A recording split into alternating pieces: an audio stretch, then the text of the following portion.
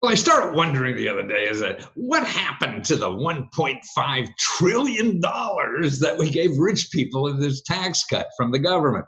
See, I mean, this tax cut that came, a month or two ago from the administration, gave literally 1.5 trillion. Now, what's a trillion?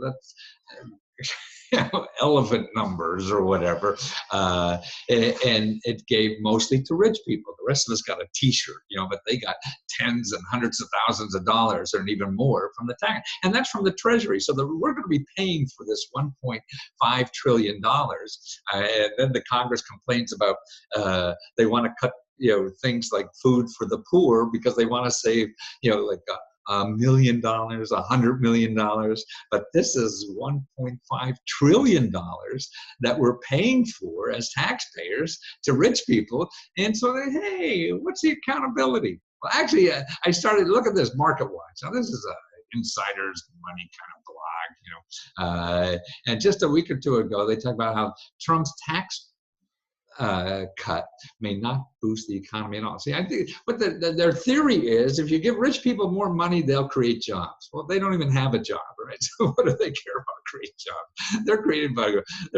money.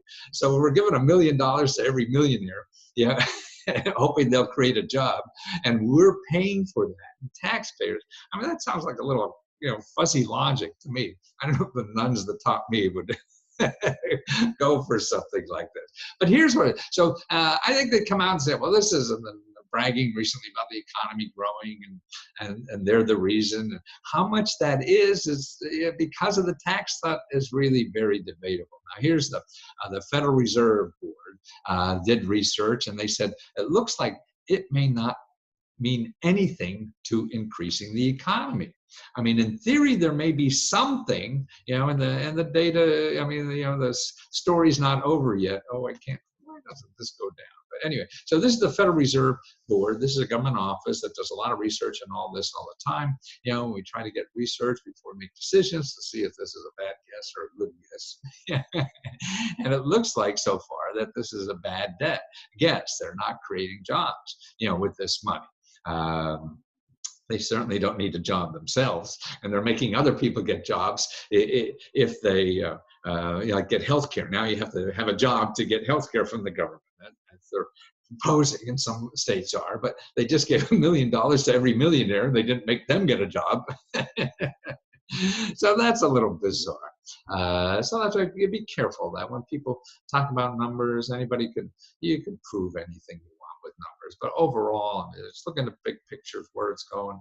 The average wage is shrinking, and that's why even growing the economy, to me, it is not increasing wages. All it may be giving more people jobs, but at lower wages.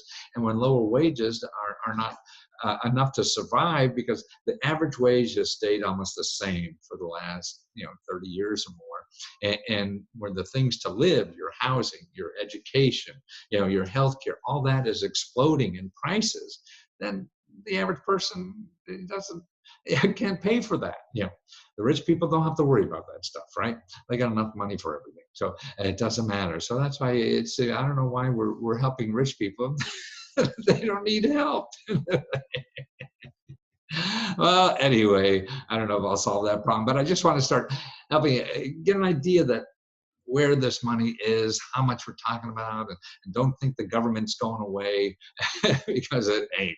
The rich people are living off of it. They just got a $1.5 trillion bonus. And you got a T-shirt.